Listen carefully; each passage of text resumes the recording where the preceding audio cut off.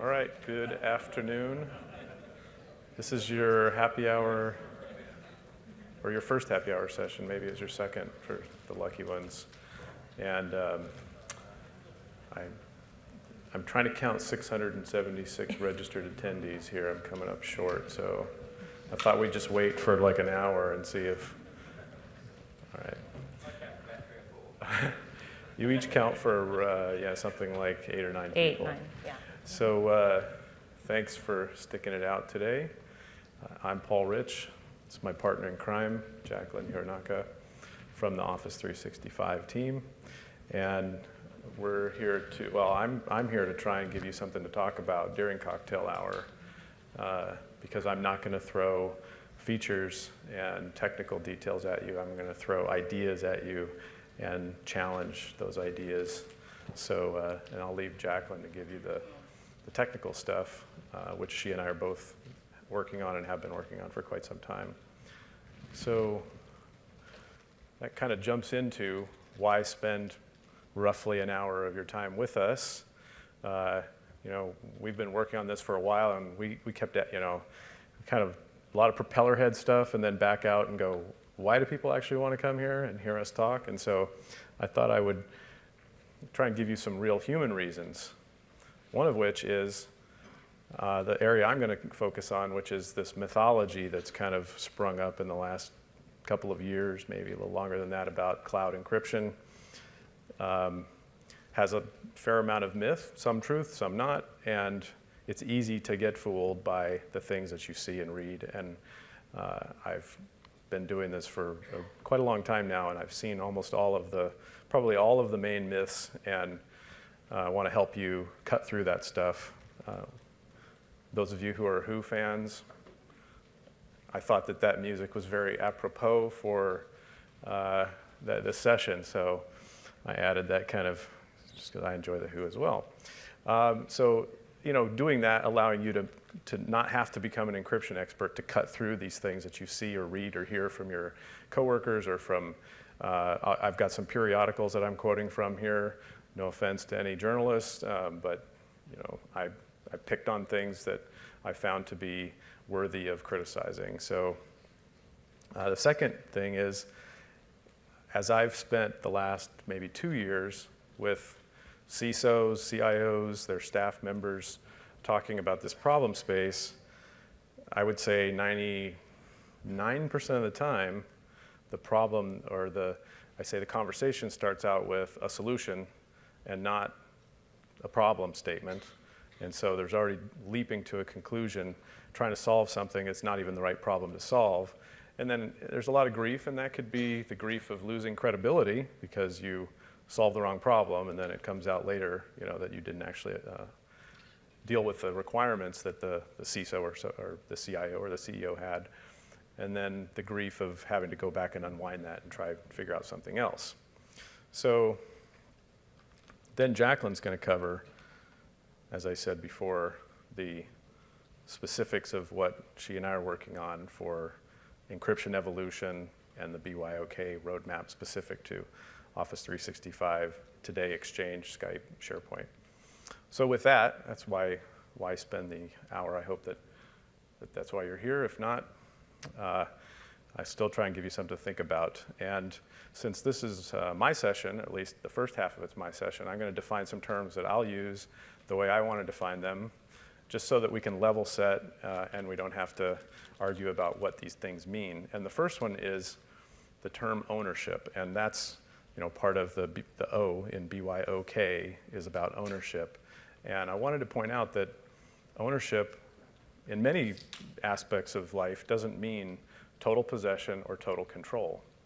And the examples that just came to mind immediately for me were things like your title to your car, or maybe the rights to some music that are on your hit record. You own those things, but the music is on my device, and I can stop it and start it when I want to, right? So ownership, control, possession are not always equivalent, and they don't have to be equivalent. And the next one is, layered on top of that, BYOK means providing a key that you own, not necessarily fully control or possess. Maybe you do, maybe you don't, but it means providing your key to use with a cloud service. So it also doesn't imply that every key that the cloud service is using to encrypt data is your key. Your key may be the most important one that exists in that chain, but it doesn't mean that you're providing every key that the cloud service uses. So another concept that I found recurred through all of the myths that I encountered was I'll say the inability to clearly describe the problem you're trying to solve. And I mentioned that, I think, a little bit earlier. In fact, I asked this kind gentleman doing the audio here not that long ago in the video if he could put something over here that I wanted to see during the presentation. And he said, well, he couldn't do that, but he could put it here. And I realized this was actually what I wanted, but I thought, oh, he can't do that, so I'll ask for the specific solution rather than just giving him the problem, which is, can I see what I want to see over here, right? So my kids do that. I want a car. My teenage daughter wants a car. What's the problem you're trying to solve? Well, I need to get from point A to point B whenever I want to. Conveniently, my friends can't always drive me. How about a Uber or Lyft, account that I provide for you instead of a car? So instead of giving me the solution, just saying, here's the problem I want to solve. And this runs throughout the theme of IT and technology, and it's no different in the BYOK space. So the hint is if you're including a solution, then it probably isn't the problem that you're trying to solve. So just something to keep in mind as we go through these questionable facts or myths. So the first one, and I'm kind of putting these somewhat in chronological order. First one I encountered was in highly regulated industries.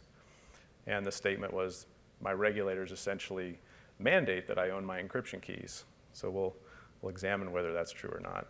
The second one, more generally, unregulated, regulated industries, encryption allows me to control all access to my data. And I'll quiz you, see what your answers are to these things as I go through these. Somewhat a corollary to that, BYOK prevents cloud personnel from accessing my data. These are direct quotes. Okay. This one, I provide the attribution for. Again, no offense meant to any reporter or journalist. These are just, culling all of the internet for where the BYOK statements and the cloud encryption statements appear. And this person equated it to locking your car but leaving the keys in the door. So we'll kind of analyze whether that's an appropriate analogy for BYOK if the cloud provider has your keys.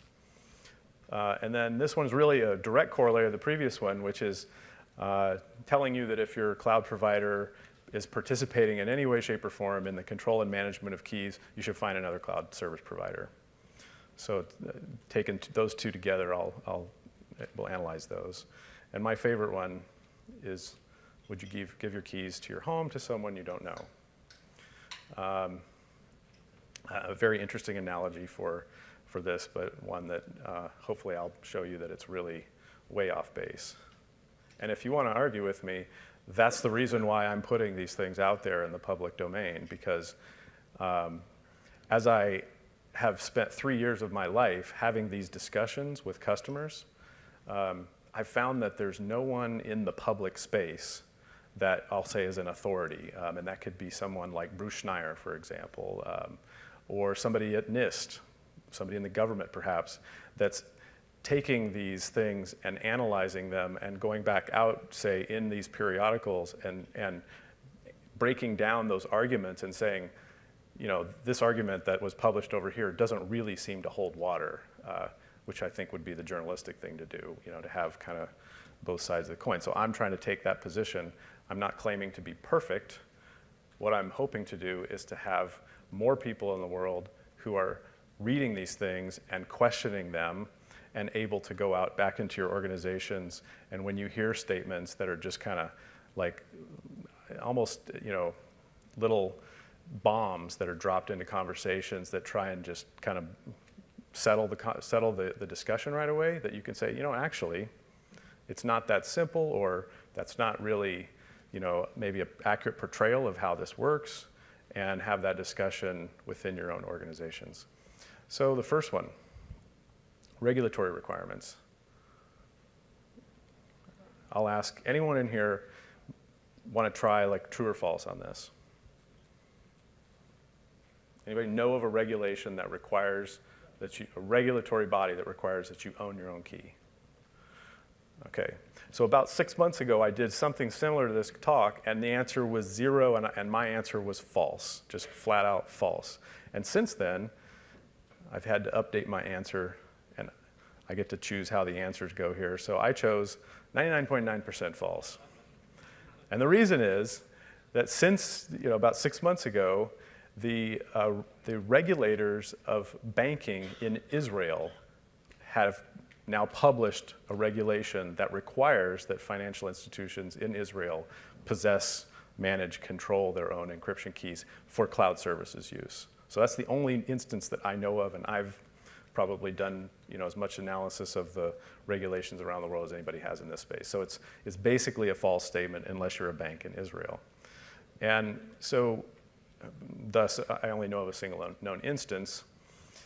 And really, compliance, when we talk about regulation, we're really talking about your compliance regime, except for Israel, is a self-imposed requirement.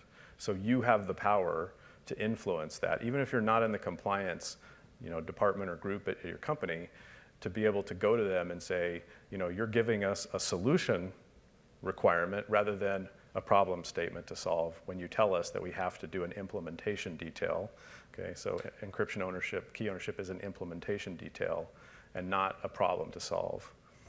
And that goes back to, are you solving, do you have a clear problem that you're trying to solve? And then I feel like I have to add, in addition to this, that because it bolsters the discussion with the compliance group that might be trying to institute this requirement based on some perceived regulatory thing, that IT should be able to tell them, even if we did this, this can potentially be a dangerous thing, because I've been around PKI, encryption, key management for about 20 years now, including some big systems at Microsoft, and it is a almost universally poorly funded, very specialized skill set, typically kind of old and creaky because it's poorly funded and because people are hard to find. And therefore, it's kind of a risky business to be in because most companies don't do it particularly well. So, another argument for saying, let's not run down this path of solution as requirement for this reason, as well as for the fact that we don't necessarily have to do it. The second one, and this had those corollaries, is encryption allows me to control all access to my data. Now, true or false? I hear false. Nobody says true. Well, I would say it is true, it can be true, but it's really highly questionable statement. If you hear that or read that statement, it's extremely highly questionable because you can use encryption for access control. And the simple way to think about that, I think, is if I take my personal data, and it could be corporate data, and I back it up, and I put it onto a drive, and I protect that drive, I encrypt it, and I have the key.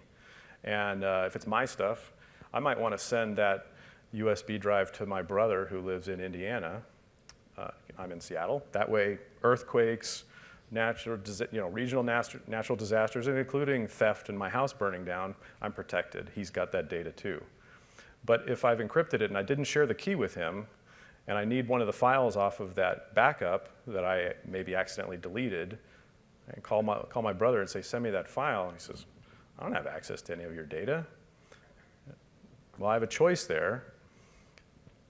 If I want to allow any access to my data, then encryption doesn't, that either I have to share the key, in which case I'm sharing the entire scope of data that's protected by that key, and not that one file that I wanted back, right? So I need to integrate encryption with some kind of identity-based access control system, okay? Which leads to this kind of principle that the control scope and the key scope have to match. So I'd need to have a key for every file that I had backed up, and then just give him the key to that particular file, right? So having a key that doesn't match the control scope makes it unlikely that you're going to be capable or willing reasonably to share a key with someone, right? So I was thinking about, in the real world, you have things like, a house cleaning service. You want to give them a key, but maybe you've got your passports and $10,000 in cash in the house, and you don't want them to have access to that. So maybe you buy a safe, and you have a key or a combination of that safe. And when you give them the key to your house, you don't give them the key to the other things that you don't want to have access to, right? So that's saying the key scope needs to match the control scope. So BYOK prevents cloud personnel from accessing. There's so much implicit in this statement, so much assumed and implicit in this statement. And again, is it true, false, or somewhere in between? Nobody's going to guess, huh? Okay. It's in between, but I would say it's actually clearer than highly questionable. It's false for SaaS. It could be true for IaaS, and it may be able to be true for PaaS. But when you buy a software service, you want the features of the service, just like you want the features of a PaaS service or an IaaS service, right? But an IaaS service could be something that's just purely like block storage. Again, you want to back up all your corporate data to the cloud, and you just want to have it encrypted, and you don't want the cloud to ever give you back anything but all the data that was encrypted with that key scope. Then you'd BYOK into IaaS, and you could say it prevents cloud personnel from accessing my data because I encrypted it before I put it into the cloud and I have the key. But if you want to use SaaS, and we're not talking, notice I haven't said Microsoft, Office 365, nothing Microsoft specific so far, and I won't today. Jacqueline will talk about Microsoft specific stuff. I'm talking about anything in the cloud. If you want to use the features of Salesforce or Google Apps or CRM Online or your favorite malware protection service, every one of those SaaS services has to be able to reason over the data. It has to be able to compute against the contents. So it has to be able to read the attachment and see if the attachment is malicious, if it's a malware prevention and detection service. And if it's your email service and you've got archive legal hold rules that need to be executed to archive things that are part of a court case your company's involved in, then the content has to be scanned in order to determine if it triggers that legal hold or archival. So it's false for SaaS because if you're using SaaS as SaaS, then SaaS is reading your data to be able to reason over it to give you even most basic of features like search for something like SharePoint or Box or Exchange Online. So in that case, key ownership, right? BYOK prevents cloud personnel. O being kind of the fundamental concept there. Ownership doesn't do anything for you with respect to cloud personnel accessing your data in that BYOK with SaaS, because the SaaS service itself has access to your data in unencrypted form at some point. So if it has it in unencrypted form at some point, then human beings could access that content at the point where it's unencrypted. So it's not about key ownership. Okay, the ability to decrypt the data is what matters. So the fact that the cloud service, the SaaS service, has to decrypt the data to perform its functions is what's pertinent in I would say, arguing that this statement is really not true. Okay, at that point, what matters is your contractual terms with the cloud provider and also the legislative or legal constraints or domain in which that cloud operator operates, as well as the data residency of the cloud service. Those are the pertinent things. If you change that to key ownership equals control, does that change the situation? And there are some products on the market that look like they change this from just a key ownership situation to a key control situation. Well, they only apply, and I kind of alluded to this earlier, if the owner can reasonably execute that control. So again, if the scope of the key, let's imagine you've got all of your data in Box. You've got 6 petabytes of data in Box, and they're protected by a single encryption key. And let's imagine here for a second. You've got an employee who has decided to do something illegal, criminal action. And the internal sort of like auditors find out about it and they go, oh, we could be in a lot of trouble here. Is there a way we can get just that email or those 2 documents so that the cloud service provider can't see them, right? But all of the data, that 6 petabytes of data, is protected by a single key.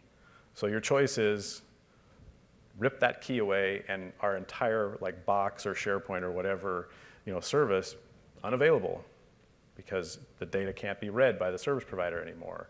So that's a case where, again, you can't reasonably exert control over that ability to exercise the BYOK, so it's really not true again.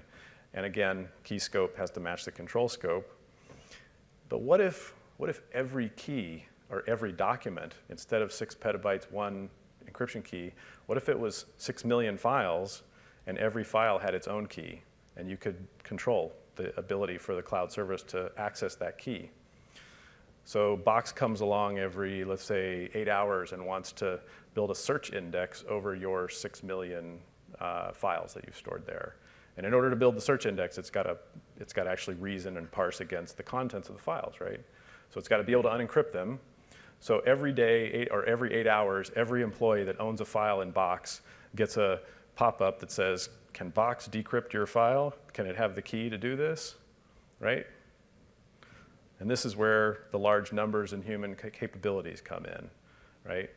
So it's more reasonable, I would say, to think about there might be a very small amount of data in your company that you want to protect in that way, and you could do it with something, say, like rights management, where you apply that function to a very small amount of data, and you leave that data in this domain of, we're willing to take the hit if one of those pieces of data needs to be exposed in some way. So we have a very, very small kind of sample size there. And I would go back to, in this, what is the problem you're trying to solve? If you're saying BYOK is intended to prevent access to my content and it's a SaaS service, then you've already missed the question of what's the problem you're trying to solve, because you said, I want to use BYOK to prevent access, but the problem you actually want to solve is I just don't want the cloud service provider to have access to my content. How can we accomplish that? And BYOK, I'm saying, is not the answer. It may or may not be the answer in any case. And I'll illustrate that. I'll run through this really quickly because I've already sort of painted this picture, right? You get an email, it comes into your email service, whoever they are. You want them to analyze the contents to prevent you from getting compromised, so it's got to analyze the contents. Then it needs to analyze the email to execute your own business rules for whether it's files or email or even instant messaging content. Then it's delivered to your mailbox. The cloud service now can encrypt it for you. And it may chain up to a key that you own, but it's doing the encryption within the cloud service. Writes that encrypted data to storage. Then you request the mail, and it doesn't have to be the user. It could be an e-discovery process. Any kind of access that anyone in your company has to come through the storage layer with a client and get access to it. What has to happen? Well, it's encrypted, so the cloud service has to decrypt that content and then deliver it back to the client. So this is a simple way of illustrating the flaw, one of the fundamental flaws in trying to use encryption as access control. So this one, okay, fact checker says, I lock my car, I leave the keys in the door. How true or false is that for like BYOK if you share the key is equal to this analogy? Think it's true? Okay. Well, I'm saying it's false again for SaaS, okay? Because, again,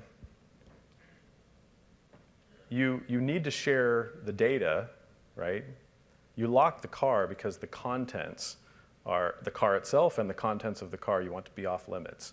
But if you don't share the contents with the SaaS provider, then you don't really get the SaaS service. So it's a false analogy for SaaS, but it's interesting to examine this statement kind of in another facet, which is why do we lock our car and why don't we leave the keys in the door? Well, it's really about criminals. I mean, if I walk by your car and the keys are in the door, I'm not going to steal your car, okay? I've got a nice life. I like my job at Microsoft. I'm not going to turn criminal because I see your keys are available and maybe you have a nice Mercedes or something. You know, I've got my own car. I don't need yours. So it's really about criminals, okay? If you think that your cloud service provider, remember, they're saying the equivalent is locking your keys in the door, or putting your keys in the door and locking the car. They're equating this external entity as the cloud service provider. So if you think your cloud service provider is a criminal, you probably should find a different cloud service provider, right? That's what we're saying here is I gave my key to the provider and now they have access to the car and the contents, but unless they're a criminal, they're not making off with it, right? So just beware of signing up with criminal enterprises is really the lesson I take away from that. Okay. We want to control access, I said, to the inside of the car. Maybe the author, this was one I pulled out of a publication, and the attribution is in the slides at the front. Maybe that journalist meant more like a valet service. I think someone mentioned the valet service or the mechanic, right? Well, valets are human. This is today anyways. And we and I'm not going to say this is just Microsoft, but cloud services can be architected so that humans don't need access to the car or the contents of the car in order to operate the service that they run. So there's a disparity in the analogy in that respect.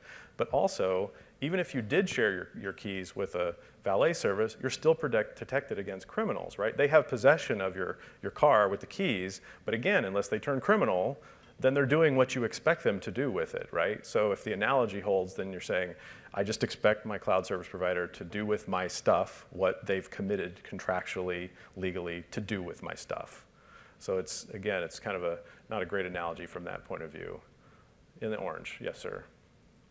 So the problem here, though, is that it's not my car. Can you go to the mic? Oh, sorry.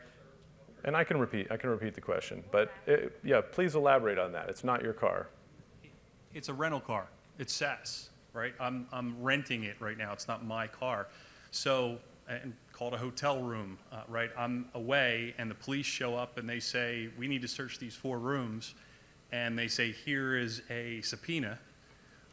And they go, well, I'm under no obligation to call the people whose stuff is in that room or in that car, but I have the key, so I'm going to unlock the door and let you go in and rifle through things.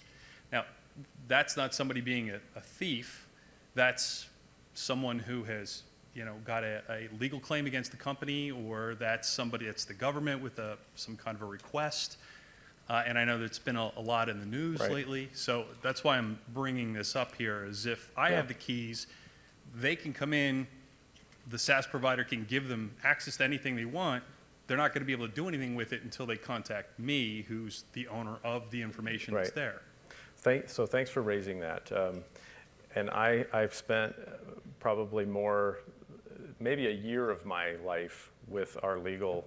I have some wonderful attorneys at Microsoft that help me and help all of us think about these things. And I've spent an inordinate amount of time with them, and I won't go into legal instruments and the facets of that. But I will say it's still not a correct analogy at all, because you don't say, I'm not going to leave my keys in the car, and lock the car because I'm worried about someone serving me with a warrant, right? That they're going to get into my car, right? If the police come with a warrant, it doesn't matter whether your keys are there or not. You're going to go get the keys and open the car. So it's not this idea of I lock my car but I leave the keys in the door serves no purpose in that particular scenario. I agree with you that there's a difference between someone else being served and you being served, but there's no difference in the end result just because you left the keys in the door of the car is really what I'm saying. So we can argue separately about the legal aspects of cloud service providers. And I should say I'm not arguing with you even about that. You're correct. It just doesn't hold water with this particular analogy. And we'll probably have some time for good Q&A. Plus, I will be down on the floor, probably Jacqueline too. We have technically 5 to 6, so I'll try and run there as fast as I can after this session. And I'll be down, and we'll probably both be under the apps and data big sign at one of the Microsoft, obviously, one of the big Microsoft areas. It probably is the productivity area, and I'll be happy to go run and get you a beer and debate the legal or other aspects of this talk during that. The booth is MS60. All right, yes, it's 60 is the booth. So, and of course, when you're done with the valet service, you take your keys back too. You know when you stop sharing them, and you would assume that they didn't make a copy of the key while you were, eating dinner or what have you. So this is my favorite one, and this is the last one that I'll examine. Would you give your keys to your home to someone you don't know? Well, I would say this actually doesn't fall into any of the previous categories. It's not true, it's not false. It's actually just a terrible analogy. Because even if you think about like the plumber or the house cleaning service, right, an electrician, whomever, you have a relationship with those people, the people that you would actually give your keys to. I mean, no one thinks, I don't know anyone that would think that I would just walk to some random stranger in a mall and say, here's a key to my house. So they must be talking about something else, but we do that. If by stranger they mean like, I don't know personally the electrician that's gonna come to my house while I'm at work, but I have a relationship, a legal relationship with that firm or that person that's supposed to protect me for what they do, while they have access to the thing that they have. A cloud service with which you have a contract, I won't even say Microsoft, Amazon, Google, they're companies that you know, they're not strangers. And when you sign that contract, you become far less than strangers, right? You become very specifically obliged to each other to do particular things. So it's kind of a ridiculous statement, but this is one, I read this in a periodical, and for the life of me, I haven't been able to go back and find where I read this. I copied it down and I didn't write that. If you want to, search the web and find it, and email me and tell me where it popped up, I'd be happy about that. If you want to, understand like what I'm saying here about contracts, it's one of the oldest forms of any kind of written thing that humans have created. And there's umpteen, thousands of millions of pages of laws there, and contract law is one of the oldest forms of law to exist. So this is not about giving your key to a stranger. This is about, are you going to be willing to share your key with somebody with whom you have a solid contract? So maybe the thing that you should be doing is looking at your contract, and here we are. Good contracts have clear obligations. I think the company I work for has a really good, solid contract. Then the other aspect is, for most people, me included, I could loan my key to, a contractor, and I don't have any way of logging when they showed up and when they left. I'd like to have that function, but I haven't done it yet. I haven't done anything about it yet, so I don't know, if people are using it or not. So again, false analogy. If you give your key to a cloud service provider, then cloud service providers should be logging every action that takes place with that key and broadening that concept, because if we go back to, can you clearly state the problem you're trying to solve? Yeah, the problem you're trying to solve isn't tell me when the cloud uses my key. The problem you really want to solve is tell me anytime the cloud personnel have access to my data. And maybe having access to the key doesn't mean access to the data. And maybe there's other scenarios where access to data happen that don't have anything to do with the key. So even if they answered your question with, we'll tell you the answer to when your key is accessed, that doesn't necessarily tell you when your data is accessed. So really stating the problem you want to solve is tell me whenever you touch, you have access to my data. So I'll say, what are the facts according to Paul Rich? I don't claim to be the, like perfect computer that calculated everything, and I might have made mistakes. So these are the facts that I've come up with over several years of examining this. First is, if you hear BYOK, you have to have some context to that, because the dynamics with IaaS, PaaS, SaaS, or other forms of cloud services are different. So BYOK in a vacuum is somewhat useless. Second is, there's lots of public statements about this that are, I shouldn't say very misleading. They might not be intentionally so, but maybe they're not well thought out. So I would say, if you're reading something in a journal of some kind, unless it's like maybe an IEEE or some kind of super wonky people whose lives are about encryption, you're probably reading information that's been ultra distilled, overly simplified, and isn't accurate. It isn't going to lead you to good conclusions. So, and the next one is, go back to, solutions often don't meet business needs when the problem isn't really clearly defined. I'm not saying encryption isn't useful. It's pervasive in cloud services and very well should be. It just usually it solves other problems that are not the problem that the person presenting it as a solution is trying to solve. It's a great solution for other reasons, not necessarily the sort of BYOK aspect.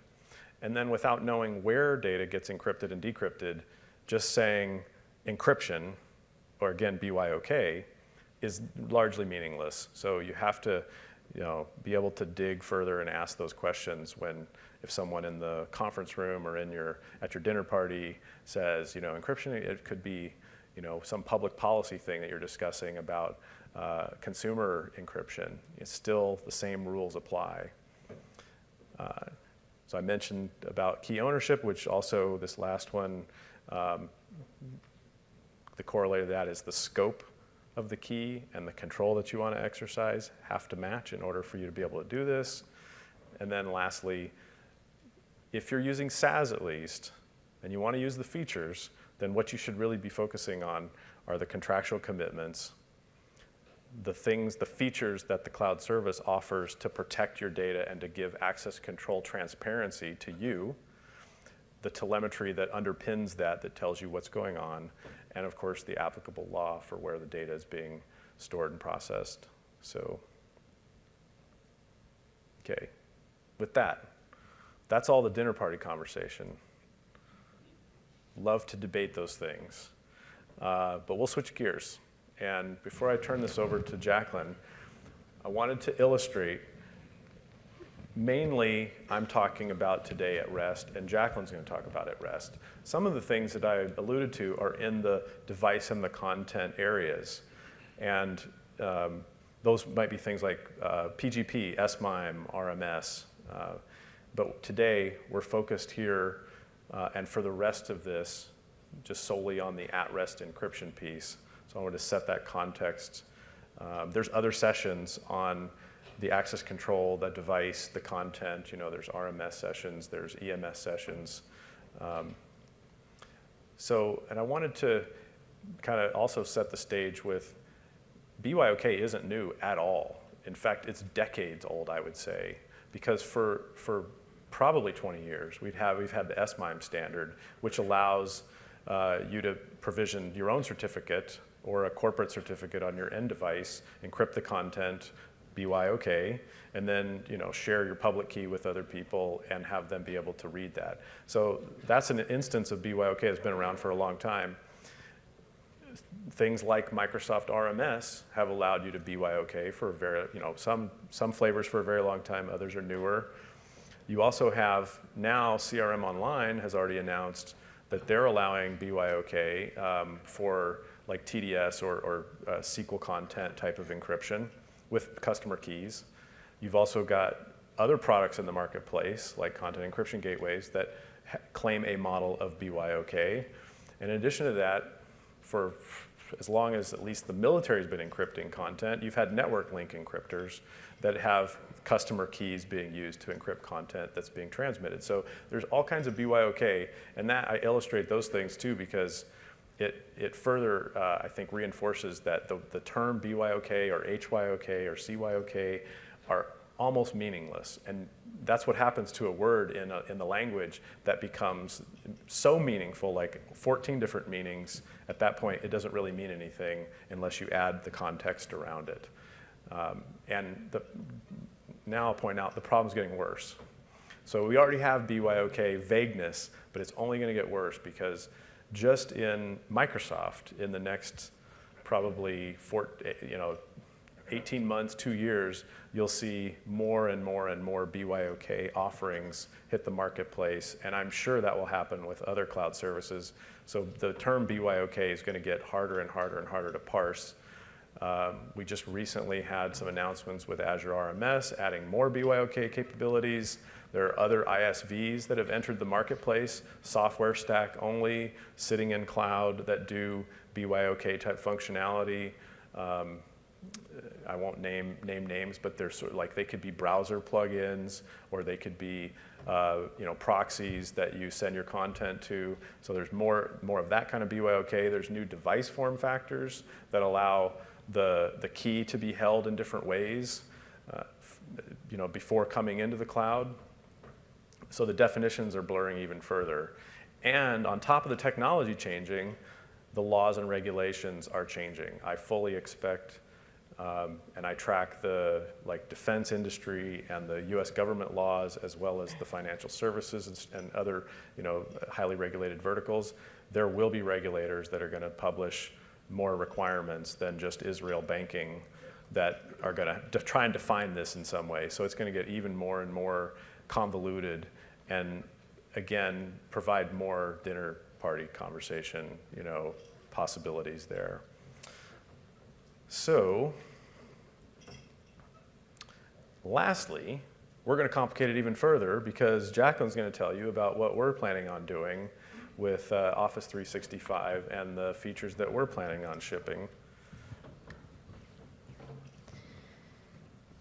So we're introducing a new feature in Office 365 for many of the workloads, as well as we're going to be, as Paul was saying, introducing them for other features in the Office 365 world as well.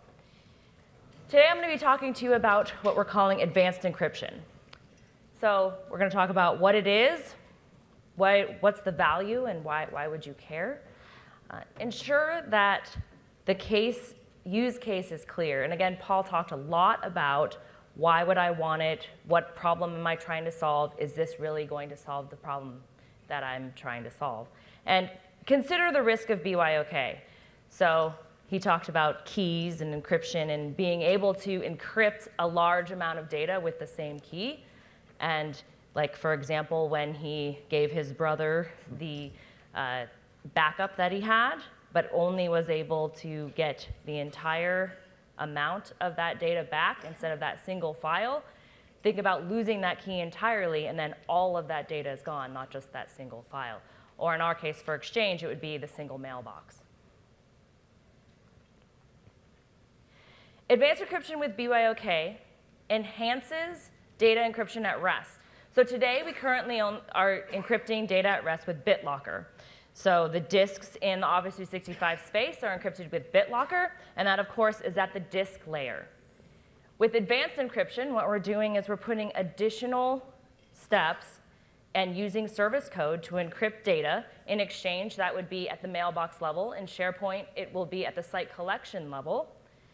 And so if there is the same scenario where BitLocker is saving you from, if somebody was able to break into the data center, pull a disk, shove it into another machine, right? BitLocker would prevent them from being able to get the data on the disk. However, if there was some rogue admin that actually had perms onto that box, and they actually had the permissions to get on it, and they were logged into it, they could copy a file off of it, right? And that if that file was not encrypted, or the data inside of those files were not encrypted, they would be able to get that data as well. So this is the problem that we're trying to solve. Advanced encryption with BYOK is made up of two things. So encryption via, again, like I said, SharePoint and Exchange service code. So we're actually writing it into the Office 365 version the data center version of the code, so that that is encrypted in the Office 365 service. The other thing is, Paul was saying, BYOK, the ability to bring your own key. So optionally, the customer can own their own root keys, and that will allow them to have access to the root and then the entire key chain for them to control that. So if the customer deletes the key or revokes access to the key, then Office 365 would no longer be able to decrypt that data. So what's the value of the feature? So it's a very effective defense against logical and physical threats. So like I said, there's a strong separation of the Windows Server's administrators and the customer data. So with it being encrypted, again, if there was a Windows Server administrator that could get onto the box and copy a file off, they still wouldn't be able to access the data that's in that file. Additional protection against physical threats. So again, if the customer was able to, or if a rogue admin was able to get that disk out, put it into another machine, they would have an additional threat protection, because if maybe they were able to get the BitLocker key somehow, they still couldn't get access to the data that was on that disk. And it's effective regardless of who manages the key. So in Office 365, what we're going to be doing is encrypting all data at rest, whether or not the customer opts into BYOK, or bring your own key. So we're going to use Microsoft managed keys to encrypt all the data unless the customer decides to BYOK, to bring their own key, and then they will have access to control that root key. So when they are able to have that root key be possessed by them, if the keys are revoked, then none of the content that is encrypted with that particular data will be able to be accessed by Office 365. The customer will own and manage the keys in Azure Key Vault. So today, we support only keeping the keys in Azure Key Vault. So if you have an on-premises HSM, you can upload your key into Azure Key Vault, and then we will use the key that you uploaded, not the one from your on-premises HSM.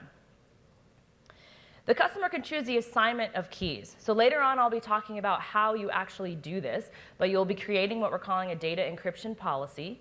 You'll be assigning that policy particular mailboxes, and you control which data encryption policy gets assigned to which mailboxes, and therefore tied to which root keys that you own. Customers can use the keys that they generate or they import. So like I said, if you have an on-premises HSM, you can upload your key into Azure Key Vault, or you can create a key in Azure Key Vault using the Azure Key Vault service. You can roll your keys at will, so a customer can go in and roll their key to a new version, and then you run a commandlet in Exchange to let us know that you've rolled that key, and then we will use that new version of the key. So if you believe that your key was compromised, you can roll to a new key, and we will then encrypt the mailboxes with that new version. You can also revoke access to your key.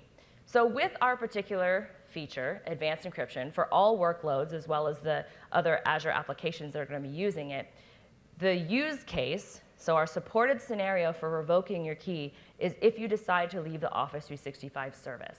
So let's say you have an Exchange deployment and you have the keys, you decided to BYOK and you own the keys. When you decide to leave the EXO service is when we're supporting you revoking your key. So what is the scope of advanced encryption? So it's customer data at rest, like Paul talked about. All Exchange Online mailboxes will be encrypted, and this includes Skype data. So most Skype data is also saved into the Exchange mailbox, so if you have a conversation and that's saved into your conversation history, that is in your Exchange mailbox, that will also be encrypted. For SharePoint data, or for OneDrive for Business, so OneDrive for Business data is stored in SharePoint, right? So with those, it's the content databases that will be encrypted at the site collection level. And that means that any data that is stored in SharePoint Online will be encrypted. If you opt into BYOK, then it will be encrypted with your own key.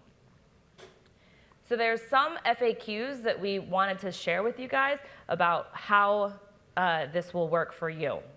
So does advanced encryption impact the Office 365 features? There's many customers who are highly concerned about impacting features that they have today in the service by encrypting their data, either using a BYOK key or by Microsoft encrypting their data for them and owning the keys. So it does not. So let me describe how that works in Exchange. So in Exchange, we are encrypting the data down at the database level, the ESE level, JET, and everything above that is decrypted from the advanced encryption point of view. So you will see that from here, any client or service that needs to have access to the data will get that in the clear from the advanced encryption point of view. Of course, there's still SSL, TLS, et cetera, SMIME above that. However, from the advanced encryption point of view, when we have encrypted it at the JET layer, will be decrypted from the rest of the services that need access to that data. Does advanced encryption with BYOK block Microsoft engineers from accessing my content? So if you revoke the key, of course it will, but of course, again, it will, if you revoke the key, it will allow nobody to have access to any of the data that was encrypted with those keys. And so we want to ensure that customers understand that if they revoke their keys, that nobody can have access to that data. Microsoft can't, and neither can you, or whoever owns that particular mailbox or site collection. And even while permissions to use your keys are in place, so for BYOK, even if you do that, other security controls ensure that your data is protected from insider threats. So we have other services and features that will protect your data. This isn't working. OK, there. When will all customer content be encrypted in the Office 365 service using advanced encryption? So they already started doing this in SharePoint. So about a year ago, 100% of the data in SharePoint was already encrypted. They are working on the BYOK feature now. In EXO, we started to encrypt data at the end of last year. And currently, the dog food scope is in the thousands. And at the time we wrote this slide, that was true. And now we're in the tens of thousands of mailboxes encrypted in dog food. After public launch, new customers will get it automatically. So like I said, we are going to encrypt all mailboxes in the service, whether or not the customer owns their own key. So when a tenant is moved into the service, we will be encrypting those mailboxes using the Microsoft own key. And then if the customer opts into BYOK, we will then encrypt the mailboxes with their keys. So it's a major service change, right? So we want to make sure that we're being cautious and in our projections, and we don't have a target end date for the EXO deployment today. The reason for that is in order to encrypt a mailbox, you have to move the mailbox. So the entire structure of the mailbox is encrypted, so the columns, the tables, everything in a mailbox. So you need to move it to create a new instance of the mailbox encrypted. And then in order for us to get the data in, it comes across MRS in the clear and then goes into the mailbox written down at the JET layer in the encrypted version. So that being said, as you know, we have millions of mailboxes in the service. And in order to move all of the mailboxes in the service to be encrypted, this is going to take us some time. So we want to be cautious about how we're doing that. Which keys do customers manage with the BYOK version? So this is how the structure works for the key hierarchy. So at the very top is what we call root keys. The root key in the BYOK scenario are the ones that are owned by the customer. We then have a set of scope keys.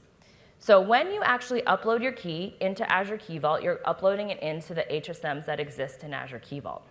Those keys never leave the Azure Key Vault service. You give the EXO identity, in the case of Exchange, permissions to that particular key for only wrap and unwrap operations. So we send you our scope key when you create a data encryption policy. We send the scope key up into Azure Key Vault for a wrap operation. That key gets wrapped, the data blob gets sent back to Exchange, and we save that data blob off. Then later, when we need to create an encrypted mailbox, we create a mailbox key for that mailbox when the mailbox, again, moves to another database. The mailbox key is wrapped with the scope key And in order to get the scope key in the clear, we have to go up into Azure Key Vault to do an unwrap operation. So because there's this key chain and hierarchy, in order for us to be able to unwrap this mailbox key, we have to be able to get to the root key. So the customer, if they opt into BYOK, will own that relationship for us to be able to have access to the wrap and unwrap of that key. So I have on here that you have data encryption policy 1 all the way up to N. Today, we're allowing customers to have 50 different data encryption policies. We don't want them to have a particular policy per mailbox. We want you guys to create what we're calling compliance groups. So those can either be by, I don't know, like you have your HR department and your legal department on different keys. So you want to assign the policies to the HR department and a different policy to the legal department. Some customers are thinking about doing it by geos. So you want North America and Europe to be encrypted by different policies. That's why we're allowing for a different number of customers. So one of our largest customers that's in our preview program, I originally said you can have 10. They said, how about 50? I said, all right, 50. Because they're so large, we don't expect to have more customers want more than that number. They have about 800,000 seats. What does advanced encryption with BYOK look like? So let me give you the topology of how this works. All right, everyone technical? Everyone ready for this? Okay. Okay, so we're basically going to describe this as 3 separate clouds, right? So you have where the customer is, where the Azure Key Vault service is, so that's Azure, and then Office 365. So those are 3 separate entities. When you create your tenant in Office 365, it lives in a particular place in Office 365. And then if you have an on-premises HSM, that of course lives on the customer side. So the first step is for the customer to create their key vaults in Azure and ensure that they're in the proper locations that they want them to be. So let's say you're creating those data encryption policies for Europe. You're going to want to create those key vaults also in Europe. You then either import or you create the keys inside of those key vaults. So what we want you to do is, because of the possible accidental deletion or expiration of a key, what we have all the policies is 2 keys on each one. So when you create the data encryption policy, you want you to have 2 separate keys that are on that data encryption policy, because if we can't get to one, we'll try the other. This is also for the rogue admin scenario, in case the credentials of a particular administrator was compromised. Perhaps the other subscription was not also compromised, so those keys would still exist and the data would still be accessible. We want to ensure that customers understand, again, this is a ticking time bomb, right? So you need to make sure that your keys are secure, as well as all the credentials for each one of the subscriptions, as well as any of the administrators that you have assigned to owning these keys. So when you create a subscription, what we want is for each subscription to have separate administrators. If it's possible in your organization to create separate administrators for each one of these, it would save us a lot of grief, again, because of the rogue admin scenario. Also, we want to ensure that we create things like non-expiring keys, because, like, let's say admin A leaves the company and admin B takes over, and they had no idea when the expiration date happened. The key expires, and then all the data is inaccessible that was encrypted with that key. We really don't want that to happen, right? So step 3. Now we're moving on to the steps that the Exchange administrator would do. So the Exchange administrator gets the URLs, the URIs, to those particular keys that were created by the Azure administrators. They create what we're calling a data encryption policy, and that gets created within their tenant in the Office 365 service. Once that data encryption policy is created, what happens on the back end is we actually do that in Office 365. We create a scope key. We send the scope key up into Azure Key Vault. That does a wrap operation, sends us back the data blob. We store that so we know how to get that scope key back. And then the particular exchange administrator then assigns that policy to the mailboxes. So once that particular policy is assigned to the mailboxes, and that mailbox again moves, then that mailbox will be encrypted with the keys that are associated with that particular data encryption policy. And lastly, then, anytime anybody needs access to the data in that mailbox, we need to decrypt that mailbox key. So that key is wrapped with the scope key, so we've got to get the scope key in the clear. We only have the version of the scope key that's wrapped with the root key. We have to get that in the clear, so we had to send it up to Azure Key Vault again to do an unwrap operation. How will I configure my keys in Office 365? So again, we want you to have 2 different Azure subscriptions. We're calling that subscription 2 and subscription 3. The reason for that is because your EXO tenant will live in a subscription as well. We're calling that subscription 1. So you're going to create 2 separate subscriptions, subscription 2, subscription 3, and you're going to create key vaults and keys in each one of those subscriptions, and you're going to create data encryption policies based off of those subscriptions. So let's say for a new data encryption policy for the United States, let's say this particular customer wants to do it by geos. We create a data encryption policy using particular keys and key vaults. So let's say we use key 1 from subscription 2, and then we use key 2 from subscription 3. Those 2 keys are in different Azure subscriptions, so we are, again, with different administrators. So we're saving ourselves from that rogue admin scenario. Let's say later on they want to create another data encryption policy for Europe. We add other data, we create new keys, each one of them in the same subscriptions that we already have, except one of them is in subscription 2, one of them is in subscription 3. So now we have 2 data encryption policies, and when we want to assign those to mailboxes, we then assign those to mailboxes using the set-mailbox commandlet. Now, just because a user is in Europe doesn't mean that they have to get data encryption policy for the United States or for Europe, because you can change those around. Like, let's say a user wants to move from one place to another, then they can get moved between policies. Question? Can there be different subscription owners? Can there be different subscription owners? That's what we're recommending, yes.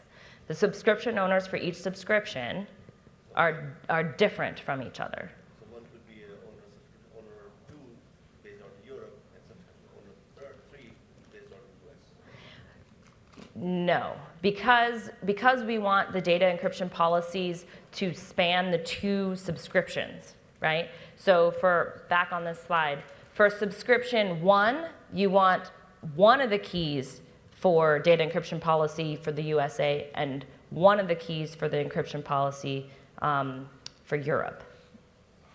And Right. let me elaborate too. I think I understand your question. Is how can I map keys and vaults to the subscription owners to the geos that I want to map them to? It's up to you. So we're illustrating on this how someone might do it, but another customer might have multiple subscriptions instead of just one in the US and one in Europe, or one, where they have a US key and a Europe key. They may divide them by US administrators, Europe administrators. So this is showing a possibility. It is not a requirement at all. If you want to have 4 or 5 or 6 or 8 subscriptions, the requirement that we have is 2 keys per policy. And we recommend that each of those keys have separate administrators. So how you determine to lay out you could have 60 Azure subscriptions for combining key vaults with up to 50 data encryption policies. So it's highly flexible. The key vaults that are in a subscription can be from any region. Right. So you can have a subscription that has key vaults in Asia, Europe, US, etc. So they can be in multiple regions in the same subscription. What I understand, so if one of my partner organization in US and one in different region and third region, each one of us can have ownership of each individual subscription. So by that way we have control of the keys and we manage this way instead of having all the subscription and the owner in one region. So Right. So to restate the question, you want to have the owners of the keys in the key vaults be separate per region.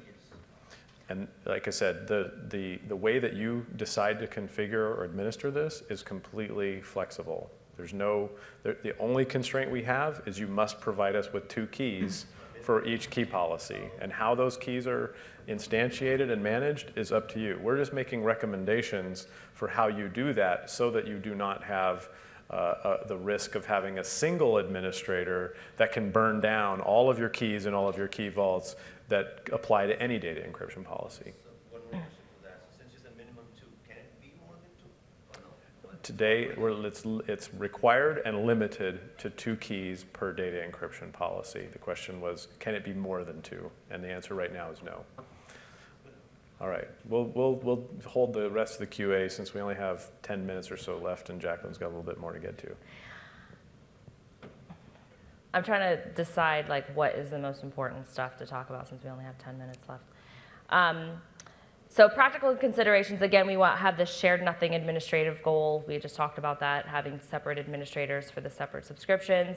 Again, non-expiring keys because you want to know when you're going to lose access to your mailboxes. So if it expires in 10 years from now and you forget, then all your mailboxes could be inaccessible at that point. Okay, so this is the same view that we showed previously, except with the 2 separate sets of administrators. So in this case, AJ and Rama have access to a subscription 1 or 2, and Ying and Keb have access to subscription 3. And so we're trying to show here that the Azure subscriptions have different administrators. And to keep going with your model, in this top cloud, you could add another and another and another and another and choose all different people for every one of them. We just don't imagine that most companies can support that, because if you want to have, say, a minimum of 3 people administering an Azure subscription so that you don't have a 2 situation where one leaves the company and now you're down to 1 person, and that's generally risky. Most companies can't support more than a handful of people that do key management in the company. So right. It's up to you, but yeah. Yeah, and it's really important that the people that are the administrators of these vaults know what they're doing with key administration, right? Because you don't want to have them go delete a key because maybe they think this key isn't encrypting anything, but they don't really know, and you accidentally cut off all your access to your mailboxes, right? And again, that's why we have 2, right, for each encryption policy, just for that scenario.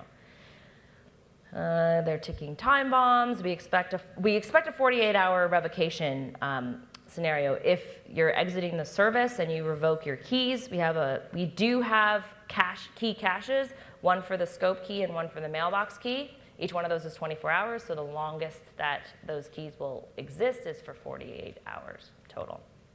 We will support a 14-day unrevoke. So if the customer accidentally revokes a key, we want to make sure that they are able to undo what they accidentally did. They would have to do this to both keys again, right? If they don't mean to do it and they need some of that data back, then they would have to reinstantiate those keys in those key vaults, give us perms back, and then within 14 days. Beyond that, we're going to have issues getting the data back. But up to about 14 days, we'll still be able to. So I want to talk a little bit about my preview program. I know customers out there are interested probably in getting to understand how this works and maybe seeing it in action. So we are in preview right now.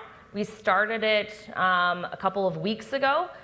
We had solicited for customers to join us for the preview program, and we did get nominations, and we do have several in now. We started our early adopter program back in March. And so now we're opening it up to more customers. We want to ensure that customers understand if they join our preview, it's not to achieve the BYOK compliance piece. We're not allowing for any revocation during our preview. But after we go GA, we will be supporting that scenario. So I talked about when. If you do want to join our preview, send mail to Paul or I, or again, we'll be down at the booth right after this, because we are interested to understand how many customers are actually really interested in the feature. And this is for the BYOK piece. So again, all mailboxes in the service are going to be encrypted, whether or not you choose to BYOK, but this particular preview is for the BYOK. The reasons why, what, how much time do we have? Okay. All right, so during the preview program, we really want people to come in and use the feature. So a lot of customers have been talking about, can I use a test tenant to do it in? We really want customers to have mail flow. We want them to be logging on to their machines, and mailboxes. We want them to be able to understand how it works and kind of work around using and actually implementing the feature. And so it's a tenant. We're requiring a tenant that is used. We haven't exactly set what that use case is yet, but it will be mail flow comes in, mailboxes log in, and you have at least one encrypted mailbox in that service, but everything else still has to be working as well. So other mailboxes being logged into as well as the one that's encrypted. You can have many more mailboxes encrypted, but that's our minimum requirement, of course, is one. Right. All right. All right, so I said at the outset that you were going to get increased credibility, and everybody in technology likes to be, sometimes it's just instinct, sometimes maybe it's more than that. You like to be able to interject into something and know something that someone else doesn't know. So I was hoping to help enhance that capability and not get fooled, and thus maybe the Who music will stick with you if you don't remember anything else. Don't get fooled. I would say don't believe practically anything you read in a periodical about encryption today. That's kind of a strong statement, but I mean, it's helpful to read those things, but it's not helpful to then try and apply them, just take like that as a template and just try and apply it. It's better to go to either the provider, the product, the service provider, and then take what they're saying and look at that through a critical eye as well. And so I hope that I've helped you do that without having to be an encryption expert. Really, this is really about, some of it's about common sense. Just think about where encryption's happening, rather than just, oh, encryption, so it must be good. And help you solve the right problem. And I appreciate I'll say the contribution about the car and the subpoena, because again, if you're talking about leaving your keys in the car, the problem you're trying to solve isn't a subpoena, right? It has nothing to do with that. So think about just, are you solving the problem? Are you able to state and articulate the problem that you're trying to solve before you leap to those conclusions? And then hopefully you've learned probably a little bit more than you can retain, but all of this is recorded, so you'll have the deck about what we're planning to do and how you might get involved if you think that that's something for you. And Jacqueline and I would love it if you would evaluate this session. We may or may not come back and do more sessions if we think that the audience likes us. And if you don't, then we don't want to come back and take up your time. So fill those out. And we still have, 2 minutes? Plus we have 45 minutes at least down on the expo floor where you can come down and pester me with your legal arguments or otherwise your favorite encryption product or service. So any questions right now? Yes, sir. Two questions on SharePoint for the preview.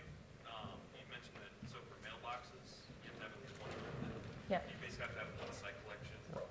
So the question is for SharePoint preview. There is no SharePoint preview program right now. Okay. They don't have any announced plans for that. This is only for Exchange. Okay. So that's a simple one.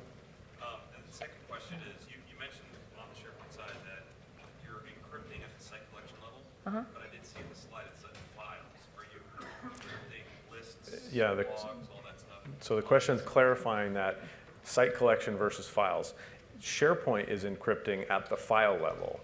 We're talking about the keys that SharePoint owns and the level of key granularity. Right. So think about on the service side, not the BYOK piece, but on the service side, Exchange, the granularity of the lowest level key is the mailbox. Yep. But in SharePoint, it's the file, and actually it's less than a file. It's chunks of files. Yeah, they do chunking. Partial files. But the control scope of the customer The BYOK. in Exchange will be a single mailbox, because you can map a single mailbox to a single Exchange data encryption policy. But today, the smallest scope for SharePoint when they launch right now is planned to be the site collection. So even though they have smaller granularity in their key space, the customer control is only at the site collection.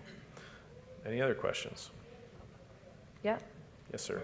Why would I ever revoke the key? So the question is, why would I ever revoke a key? It's really, I think, quite simple. If you want to have a contractual commitment with a cloud service provider that says, when I leave the service, I want a technical control that will ensure that the cloud service, that any data that I leave behind, and I leave behind meaning when you leave a cloud service, they keep your data around, usually because they are obligated to do so. Right. Like in the contract, it says, if you leave, we'll hold your data for 30 days, 60, 90 days, so that if you want to come back and get it, that you can come back and get it. And we won't access your data while you're holding it, but we'll still keep it for you. Well, if you want a technical control that says, I don't care if you keep my data, there's no way you can have access to it, and I'm confident enough when I leave that I don't ever want to ask for it again, that I'm going to take the key, and even if you hold that data for 90 days, it's encrypted and it can't be unencrypted. So it's really, again, about exiting the service and having a technical assurance that no access is possible. And that's our supported scenario. Right. Yeah. Yes, sir. We are mostly talking about encrypting all this stuff, right? Yeah. How about a scenario where I have an encrypted user mailbox, but after a month or two I have to decrypt the information? How likely is now? How difficult is it to do? You have to go to your support to do it? You mean if the key has been If revoked? the key's revoked? It's not about revoking a key for a particular mailbox. It's about a particular user who does not want to be encrypted anymore. So there won't be a So- choice, first of all. We are encrypting all mailboxes right. in the service, whether or not the customer brings their own key. Yeah, the question is really, A scenario where I have my own key. At that point, I would encrypt my mailbox with my key, right? Sure. And then I wanted to decrypt with my key for a Okay. user who would want to be on a bring your own key. Okay, so then we will encrypt that mailbox with Microsoft-owned keys. That's what I'm saying. Yeah. So do I have to reach out to your support or do you include No, you just remove the policy. So how it works is you assign a data encryption policy to a mailbox that ties it to the root keys for BYOK. If you remove that particular policy from the explicit assignment to that mailbox, we also have this thing called a tenant default. If you assign there's a tenant default assigned, it will fall back to that. If there's no tenant default assigned and there's no explicit policy assigned to a mailbox, it will fall back to the Office 365 default. So the other likely scenario is how long does it for example, I have probably about 10 gig of data for a single mailbox. How likely is that the whole mailbox is going to be encrypted in the next number of hours, minutes, as such? You have to move a mailbox in order for it to be encrypted, right? It's at the cutover point. So when you move a mailbox, it's behind the scenes, right? So the mailbox moves from one database to another database. It creates the entire encryption or encrypted data, right? Columns, tables, everything in that particular mailbox, right?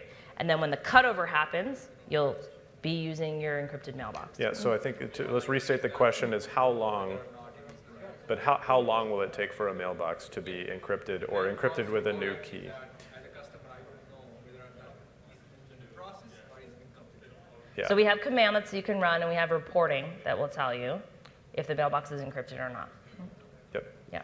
And so you're right, it's a function of size, but it's really no different. In other words, there's no tax, no perceptible additional tax on moving a mailbox and encrypting the mailbox than there is today for simply moving a mailbox. So it's the same, in other words, it's the same amount of time to move a mailbox today as it will be to move a mailbox tomorrow when it's becoming encrypted in the process. When we move back to the different location and then I decrypt the mailbox as such. So tenant admins don't have the ability to move mailboxes, Right. right? So Right. For each of you guys, Well, what, when I decrypt with my own key as opposed to yours, that's the scenario. Like, end of the day, like giving a scenario that I do not want to encrypt with my key for a particular user who doesn't want to belong to have my key. Assuming that they don't trust the key that I have, rather than they want to use like a PGP surveys or something as such. Instead, once I remove the user from that encryption piece that I use with my key and read on the Microsoft version of the key. if the do I have to mailbox, still move the database? no. If the mailbox is already in, you have to move the mailbox on the first encryption. right. Right? So the mailbox key then lives with that particular mailbox, and when it's on that database, the mailbox key doesn't change. Right. If you change the data encryption policy that mailbox is pointed to, either by explicitly assigning a new one, by having it fall back to the tenant default, or by having it fall back to the Office 365 default, we just rewrap the mailbox key. The mailbox key does not change, so all the data is still encrypted with that same mailbox key. Right? So we just have to rewrap that mailbox key. Right, we're And that happens changing- within about 48 hours, the same amount We're of time. changing the key that's used in the middle of the hierarchy, not the data encryption key Right. when you change the assignment. So we're changing the key encryption key, not the data encryption key, right? So you don't have to move the mailbox again.